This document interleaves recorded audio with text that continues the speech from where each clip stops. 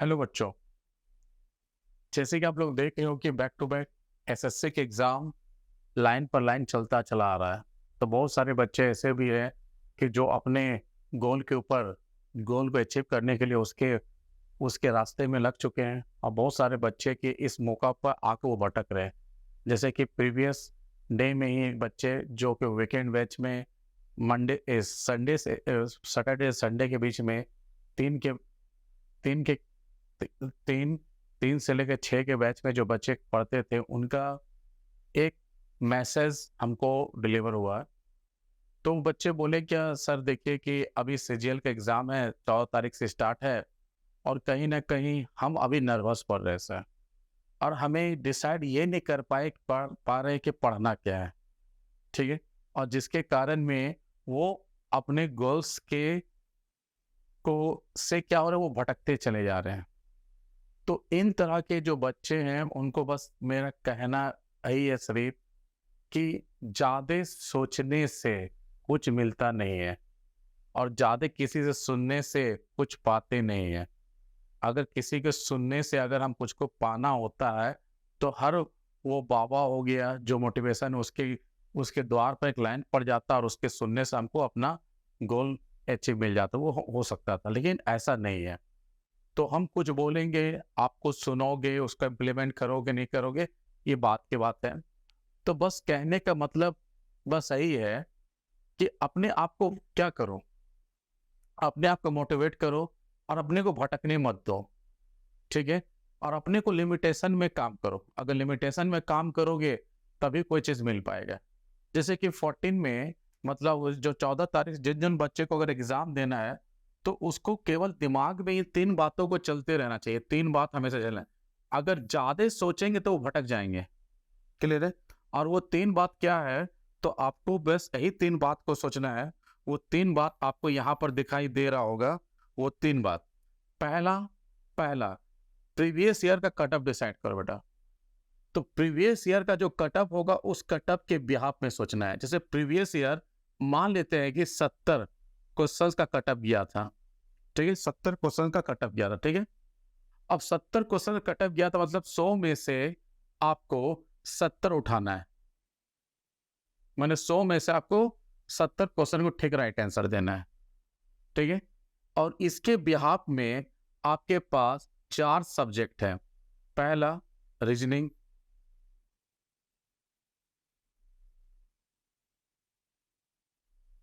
ठीक है? सेकंड आपका देखोगे ये मैथ, थर्ड देखोगे आपका इंग्लिश और फोर्थ देखोगे आपका यहाँ पर क्या है, जीके और यहाँ पर जीएस है, क्लियर है? ये आपका यहाँ पर आप लोग देखोगे, यहाँ पर आप लोग देखोगे मोस्टली ये 4 आपका इम्पोर्टेंट सब्जेक्ट है। अब चारों के बारे में सोचोगे तो ये चारों में अगर देखोगे कि सबसे ज्यादा डरावना जो होता है बच्चे लोग के लिए ये बनता है। ये सबसे ज्यादा डरावना फेस लेके आता है, क्योंकि ये बाकी सब्जेक्ट है और जीके जीएस होता है ग्रुप ऑफ सब्जेक्ट बनता है ये, ठीक है? इसके अंदर में आप लोग हिस्ट्री पढ़ना होगा, ज्योग्राफी पढ़ना होगा, इकोनॉमिक्स पढ़ना होगा, इंडियन पॉलिटिक्स पढ़ना होगा, इन सभी चीज़ों को पढ़ना होगा। देन उसके बाद आपको क्या करना पड़ेगा, उसको ठीक से ही करना पड़ेगा, ठीक है? लेकिन तुम लोग खाली यही सोचना है, खाली गौर करो कि अगर मान लिया जाए कि इससे इससे रीजनिंग से अगर आप यहाँ से अगर 25 में से अगर ये 25 अगर आपका उड़ जाता है, बार बार बोले 25 में से अगर 25 उड़ जाता है, तो बाकी के लिए अगर इनके लिए बस बचता कितना है, तो इनके लिए आपके पास केवल एक ही फिगर बढ़ता है, वो बचता है 45 बचता है, ठीक है? अब ये 45 किस में आता है, तो ऑलवेज बेटा 75 में आता है, ठीक है? अब 75 में से नेक्स्ट बेटा सबसे ज्यादा इंपॉर्टेंस आपको इसको आना चाहिए, ठीक है? यहां से अगर आप अगर मोस्टली अगर यहां से अगर आपका 45 में से अगर मोस्टली आप यहां से 20 के भी अराउंडिंग अगर ठीक से उठा लेते हो, तो बाकी दो के लिए क्या बचता है बेटा? 25 बचता है। ठीक है, यहां से दो के लिए क्या बचेगा? 25 बचेगा। ठीक है, अब सोचो बाकी के लिए, अब इन दो से अगर मान लो कि 25 में अगर इंग्लिश से आपका मान लो ये सब्जेक्ट इंग्लिश सब्जेक्ट है, यहां से अगर 15 से अगर मोर देन 15 भी उठा लेते हो यहाँ पर से, तो आपके पास यहाँ पर इसका वेटेज कितना पड़ेगा? तो इसका वेटेज कम से कम यहाँ पर अगर 15 से भी ज्यादा उठ जाता आपका, तो यहाँ पर इसका वेटेज 8 नंबर पड़ेगा। इस पर सबसे कम भार रखना होगा आपको एग्जाम निकालने के लिए। अगर यहाँ पर 8 होगा, तो इसमें आप सेलेक्टिंग टॉपिक पढ़ के भी जाओगे तो आपका होने का चांस है, जिसमें अगर हम बोल सकते हैं कि वो चीज क्या होगा बच्चा लोग, आप लोग यहाँ पर देखोगे वो सेलेक्टिंग टॉपिक जो भी होगा, जैसे करंट अफेयर पढ़ के चलेंगे तो करंट अफेयर से ही मैक्सिमम क्वेश्चन आपका कम से कम देखोगे कि मैक्सिमम क्वेश्चन जो होता है कि 10 से लेकर 15 क्वेश्चन बेटा वो करंट अफेयर से पूछा जाता है। 10 से लेकर 15 क्वेश्चन बेटा किससे पूछा जाता है? करंट अफेयर से पूछा जाता है। तो यहां से आपको एक टॉपिक से ही अगर देखो कि मैक्सिमम नंबर यहां से उठ सकता है। तो ये हुआ एक बैठाया हुआ मापदंड हुआ मेरे हिसाब से। ठीक है, अगर इस चीज को फोकस करोगे तो कहीं ना कहीं आपको सबसे कम नंबर उठा के भी मैंने कम मतलब क्या बोल सकते हैं कि मैंने कम पढ़ के भी मैक्सिमम नंबर वहां से उठा सकते हो आप लोग। ये आपका दिया गया एक टॉपिक है। किसके लिए? आप बोलोगे सीजीएल, मतलब बोल सकते हैं कि सीजीएल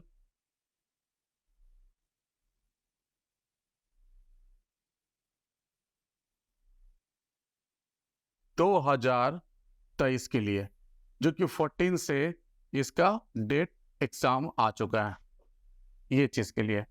तो ये दिया हुआ एक टॉपिक है, आप लोग इसके हिसाब से भी चलोगे तो कोई दिक्कत नहीं, बात मानोगे तो मानो, नहीं मानना है तो अपने हिसाब से जो भी करो करते चलो, कोई दिक्कत नहीं, ताकि रिजल्ट आना चाहिए। तो उन्हीं बच्चों के लिए क्या है जिसका मन ज्यादा डिमोटिवेट हो जाता है, जो कुछ हो जाता है, तो उनके लिए एक बताया हुआ चीज है कि इस ज्यादा होता है कि ये रीजनिंग सबसे सॉफ्ट होता है, यहाँ से नंबर तुम मैक्सिमम उठा सकते हो। तो 25 मैक्सिमम नंबर रखे, मतलब 25 क्वेश्चन मैक्सिमम रखे हैं। ठीक है, 25 इस पर उठ गए तो बाकी के लिए 45 बचेगा, और 45 किस में लेके आना? 75 में से 45 तुमको अटेंड करना होगा। तो यहां से तुम्हारा क्या हो सकता है कि आपका नंबर कहीं ना कहीं उठ सकता है, कम पढ़ के भी नंबर उठा सकते हो, ये मेरा देन। क्योंकि रीजनिंग सबसे क्या होता है इसका सॉफ्ट होता है कि इस पर अगर थोड़ा सा पकड़ बना लोगे तो बाकी के लिए तुम्हारे लिए क्या होगा? आराम होगा। ठीक है, ये चीज आपको थोड़ा दिमाग में रखना पड़ेगा।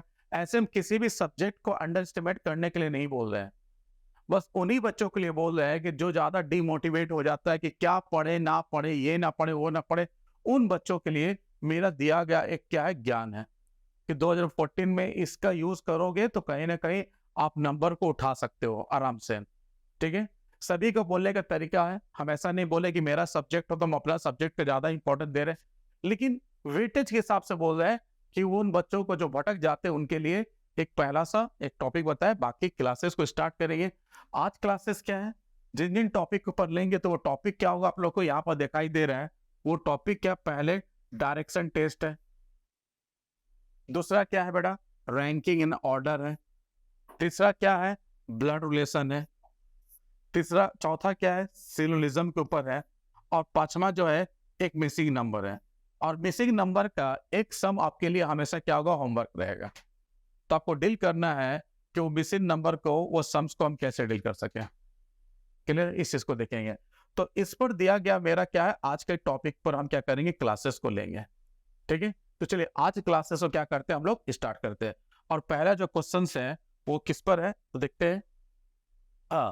पहला जो क्वेश्चन है वो किस पर है? तो आप लोग देखोगे पहला जो क्वेश्चन है वो डायरेक्शन टेस्ट के ऊपर ही फोकस करके बनाया गया है। ठीक है, डायरेक्शन टेस्ट। अब बोलेंगे डायरेक्शन टेस्ट का कौन सा टाइप में है? तो टाइप है बेटा क्लॉक। क्या है? क्लॉक से लिया गया, मतलब क्लॉक के ऊपर ये क्वेश्चंस को बनाया गया है। ठीक है, और ये कहीं ना कहीं एसएससी सीजीएल प्रीवियस ईयर में पूछा गया हुआ था क्वेश्चन था। चलिए इन क्वेश्चनों को हम डील करने का तरीका सीखते हैं। पहले हमेशा याद रखोगे, क्लॉक में अगर कोई भी चीज बनाते हो तो उसका बेसिक कॉन्सेप्ट जानोगे तो आराम से ले लोगे। ठीक है, तो हमेशा एक चीज को याद रखेंगे, इस सिंपल याद रखेंगे कि अगर मान लो आपके घड़ी में अगर 4:30 का टाइमिंग शो कर रहा है, मतलब AM शो कर रहा है, ठीक है, 4:30 का टाइमिंग पे शो कर रहा है, तो बस कहने का मतलब है कि अगर देखा जाए कि इंडिया के जिस जिस कोने में रहोगे तो 4:30 ही बनेगा। तो वर्ड्स अगर बोले तो सब वर्ड से बोले, अगर डायरेक्शन के हिसाब से सोचेंगे तो ये बच्चा सोचो ये मेरा डायरेक्शन है।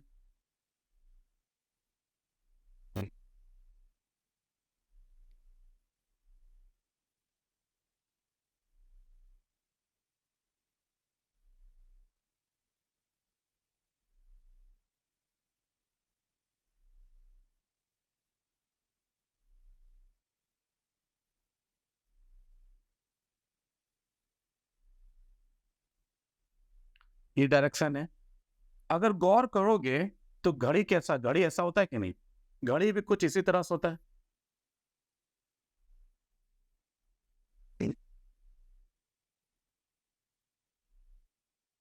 यहाँ पर तुम देखोगे 12 या 3 या 6 या 9।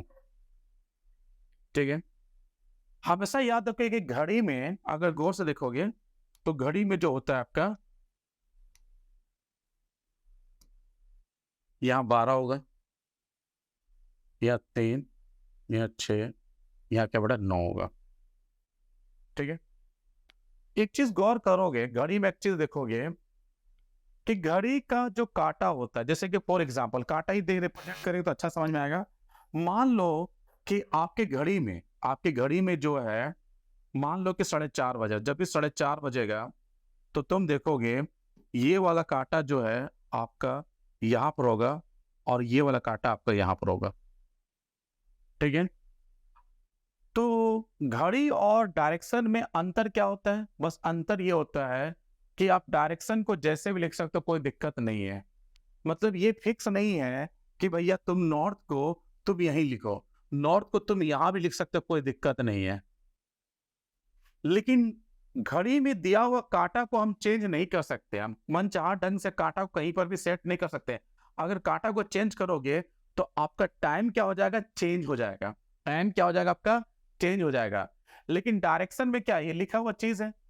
ठीक है, तो अगर हम नॉर्थ को यहां भी लिख सकते हैं, ठीक है ना, और बेटा नॉर्थ को यहां लिख सकते हैं, नॉर्थ को यहां लिख सकते हैं, नॉर्थ को यहां कहीं पर लिख सकते हैं।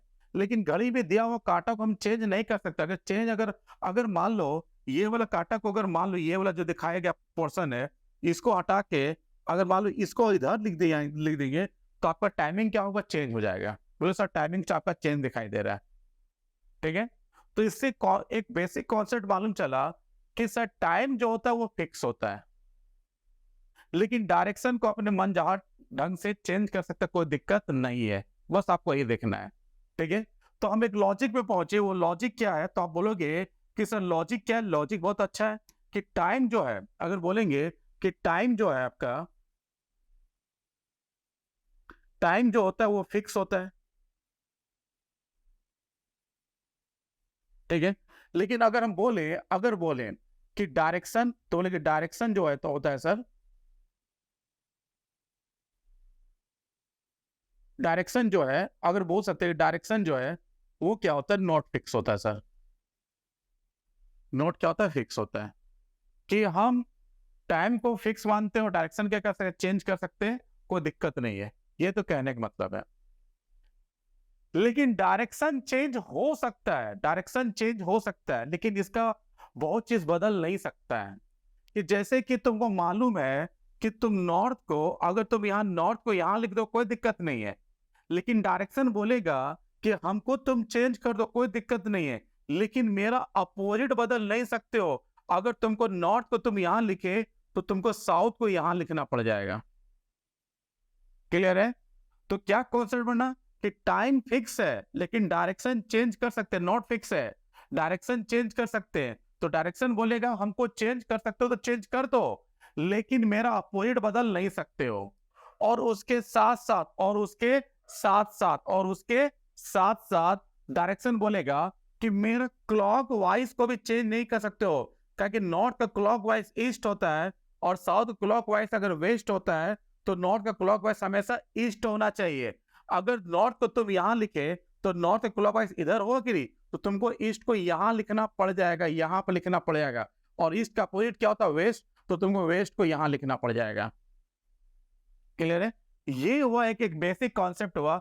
इस बेसिक कॉन्सेप्ट को जान लोगे तो इस तरह का टाइमिंग का सम को सॉल्व करने आपको ज्यादा समय नहीं लगेगा। अब चलते सम्स को बनाते हैं और सम को डील करना सीखते हैं। ठीक है, तो देखो क्या बोला जा रहा है। सम में बोला जा रहा है कि राहुल जो है अपने जो होता है, जो घड़ी होता है उसको जो है वो 6 PM में एक टेबल पर रखा।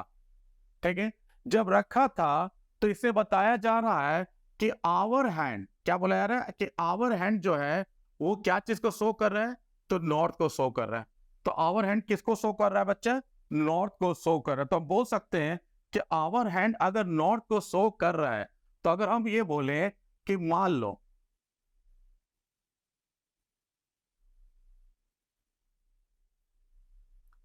तो जब 6 बजता है, जब 6 बजे का टाइमिंग होता है, जब 6 बजेगा, चाहे वो AM हो या चाहे PM हो, तो 6 बजे का जो टाइमिंग होता है, तो अक्सर देखते होंगे कि 6 बजे का टाइमिंग में आपका घड़ी का कांटा जो होता है, ये वाला कांटा आपको, जिसको हम लोग आवर हैंड बोलते हैं, वो यहाँ रहेगा, और ये वाला कांटा जिसको मिनट हैंड बोलते हैं यहाँ। तो ये वाला कांटा क्या रिप्रेजेंट करता है, तो ये वाला कांटा जो होता है आपको आवर हैंड रिप्रेजेंट करता है। ठीक है, और ये वाला कांटा क्या रिप्रेजेंट करेगा, तो बोलेंगे ये वाला कांटा जो है मेरे को मिनट हैंड रिप्रेजेंट करेगा। क्लियर, ये हो गया।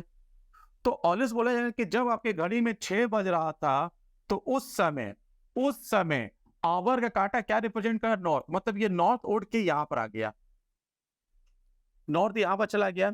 अगर ये नॉर्थ यहां चला जाएगा तो हमको मालूम है कि टाइम फिक्स है, लेकिन डायरेक्शन चेंज हो सकता है, कोई दिक्कत नहीं है, तो डायरेक्शन चेंज कर सकते हैं।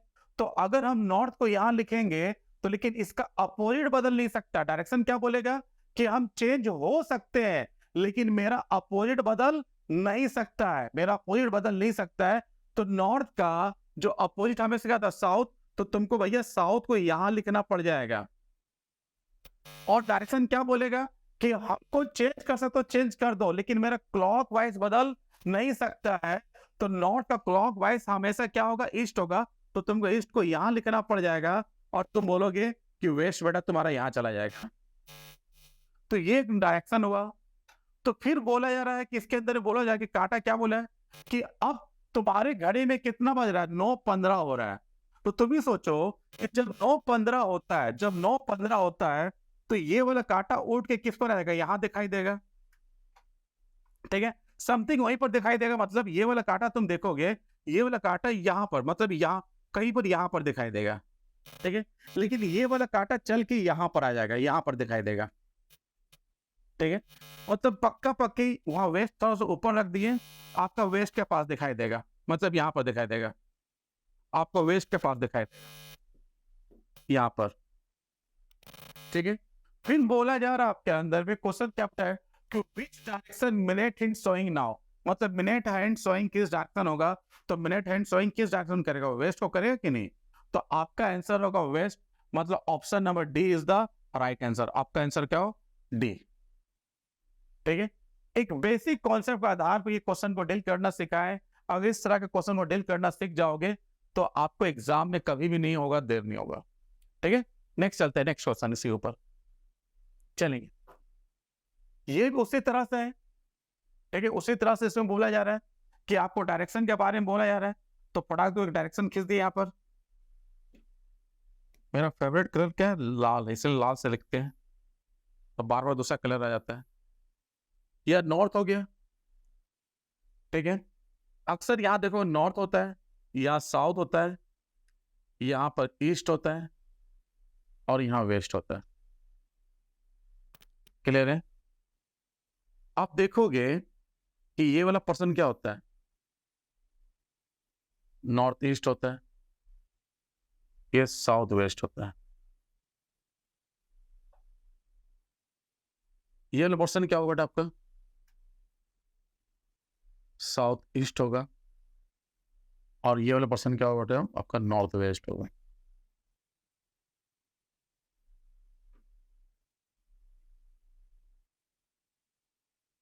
क्लियर है, ये हो गया।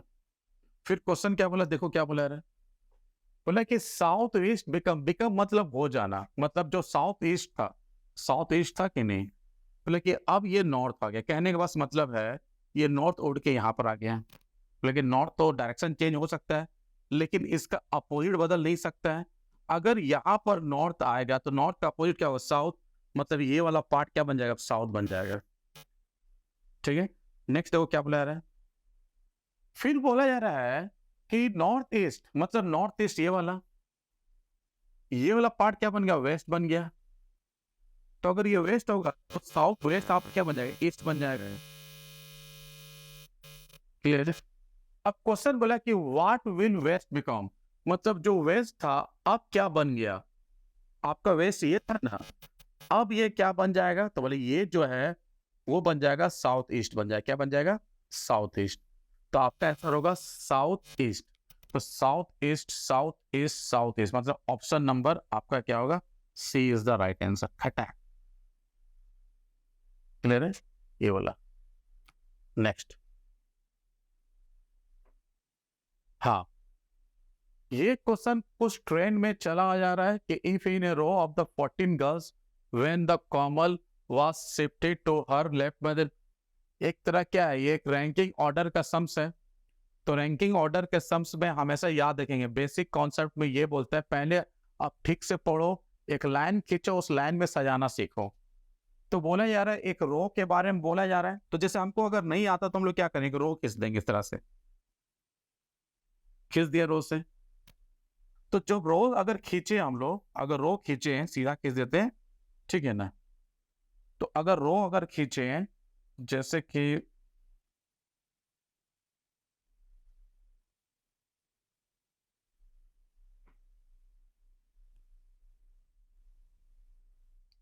अगर एक रो खींचे तो रो इस तरह खींचेंगे, ठीक है।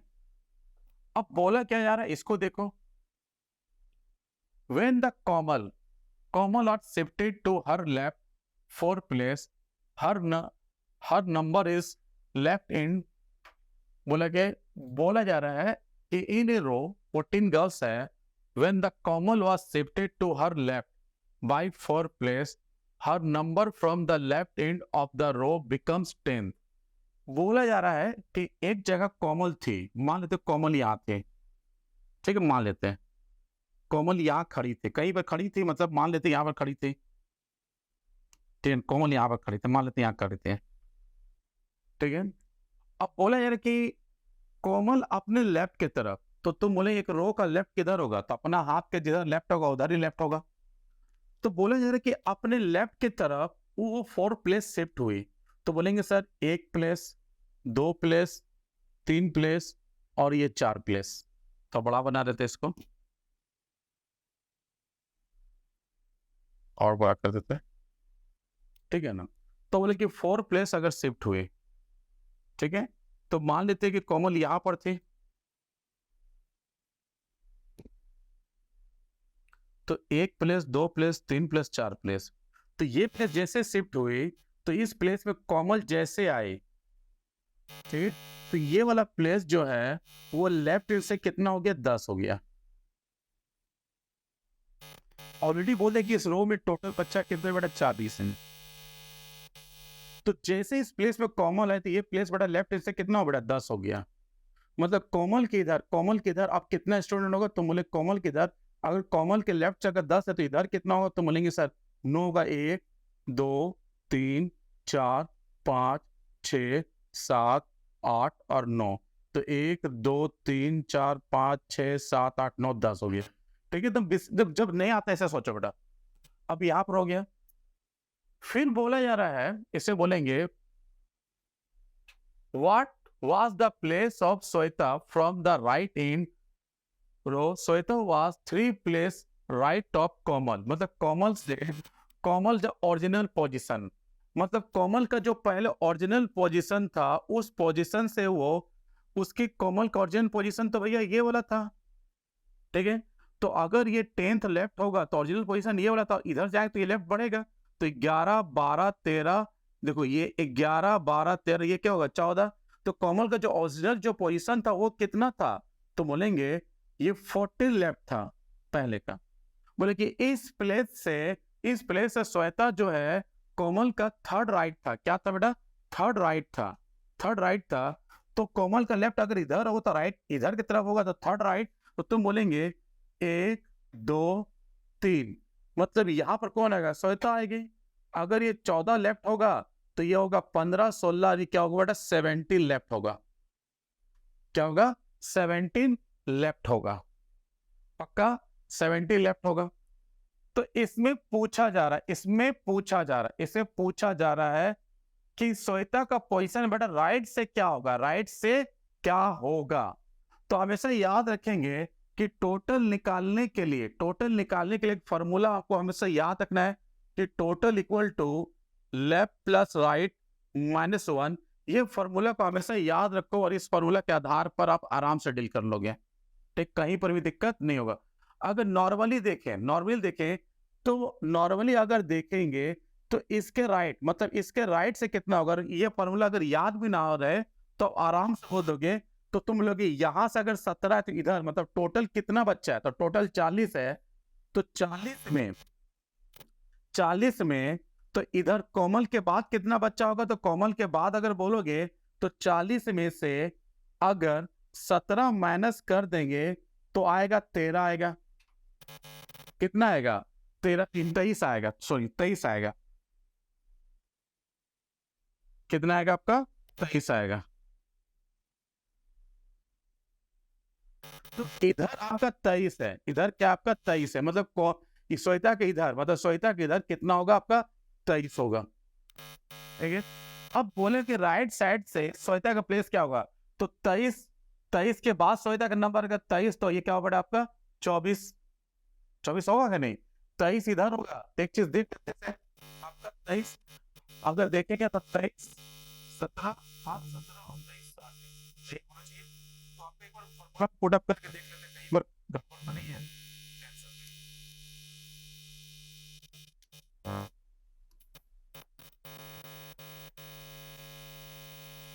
तो टोटल निकालने का फॉर्मूला क्या, total left plus right minus 1, तो टोटल कितना था 40 था। इसका लेफ्ट वाला पोजीशन दिया हुआ था 70 प्लस राइट निकालना है -1, तो राइट इक्वल टू कितना हो गया, तो ये 16 हो गया। 16 इधर आएगा, 16 इधर आएगा, 16 अगर इधर आएगा, 16 इधर आएगा तो मतलब 24 होगा। मतलब कहने के बाद इधर 24 कितना आएगा बेटा 24 आएगा। थोड़ा सा यहाँ ऑप्शन में करेक्शन कर लेंगे, कुछ ऑप्शन शायद गलत है, आगे मिस्टेक है, बाय मिस्टेक आ गया। तो इसमें क्या होगा, आंसर क्या होगा।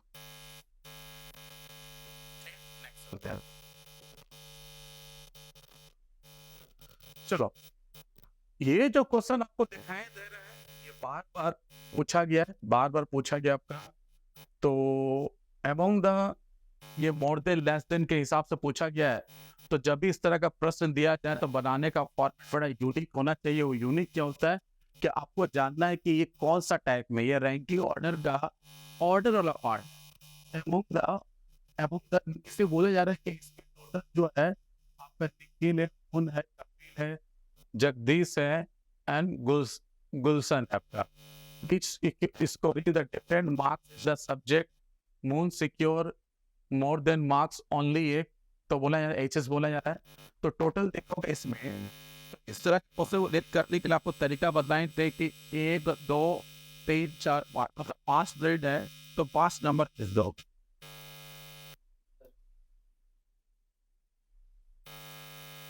5 नंबर खिल दो इसमें, ठीक है। और हमेशा एक चीज याद रखो, मैंने सोचो कि जो सबसे ज्यादा नंबर लेकर आएगा उसका 5 नंबर दो, जो सबसे कम नंबर लेकर आएगा उसको 5 स्टार, सबसे ज्यादा नंबर आएगा तो 5 स्टार, तो जो सबसे कम नंबर आएगा तो 1 स्टार होगी। इसमें साफ दिखाई दे रहा है कि moon score more than only Kapil. Moon का स्कोर जो है वो कपिल से केवल ज्यादा है, तो मून अगर जहाँ रहेगा या ओनली का इस्तेमाल कर रहा है तो मून का बोले कि मून जो है कपिल से ही ज्यादा है, मून केवल कपिल से ज्यादा है, तो मून के नीचे क्या हो, केवल कपिल हो। मून के नीचे केवल कपिल होगा तो मून के नीचे केवल एक ही जन होगा, तो मून को कहाँ रखें ताकि उसके नीचे एक ही जन होगा, तो तुम लोग फट को बोलोगे कि मून सर मेरा यहाँ पर होगा, यहाँ होगा, बेटा कपिल होगा। फिर बोला जा रहा है कि Gulshan and Jagdish score less marks than only Nikhil. मतलब बोला कि गुलशन और जगदीश जो है वो केवल निखिल से कम नंबर लेकर आया, तो मतलब गुलशन और क्या है जगदीश जो है वो केवल निखिल से कम मार्क्स लाया, तो इन दोनों के ऊपर केवल एक ही जन होना चाहिए। तो ये पक्का हो गया कि निखिल मेरा यहाँ पर होगा और यहाँ पर कौन होगा, यहाँ पर गुलशन भी हो सकता है और जगदीश भी हो सकता है, या गुलशन भी हो सकता है और यहाँ क्या हो सकता है, जगदीश हो सकता है। ठीक है, ये आपको अरेंज हो गया। ठीक है, तो इसमें शायद क्वेश्चन इसका कट गया है। ठीक है ना, नेक्स्ट। हाँ, इसमें थोड़ा सा आपको देखोगे यहाँ पर थोड़ा क्वेश्चंस, अगर देखो इस क्वेश्चन का पार्टिकुलर इसमें देखोगे तो यहाँ दिखाई देगा। अब यहाँ पर बोला है कि if the Nikhil score 80 marks, अगर निखिल का स्कोर अगर मान लो कि 80 मार्क्स है और जगदीश का मार्क्स अगर मान लो 65 मार्क्स है, तो what is the possibility Gulshan marks बेटा।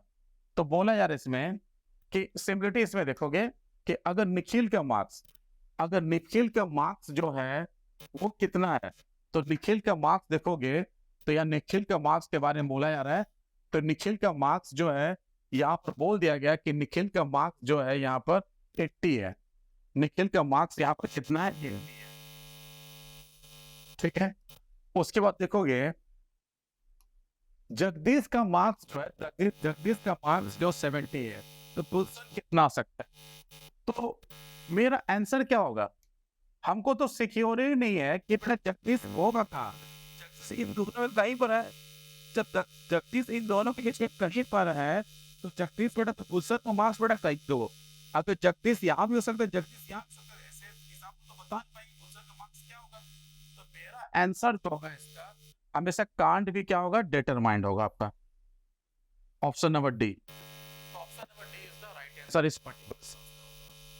ठीक है, तो बहुत सारे शब्द को डील करना चाह रहा था लेकिन अभी शायद दूसरा स्लॉट है। ठीक है ना, बहुत सारे शब्द को डील करना चाह रहा था लेकिन आज की क्लासेस बस इतना ही रखते हैं। तो आप अगले क्लास में मिलेंगे, वैसे मिलेंगे। ठीक है।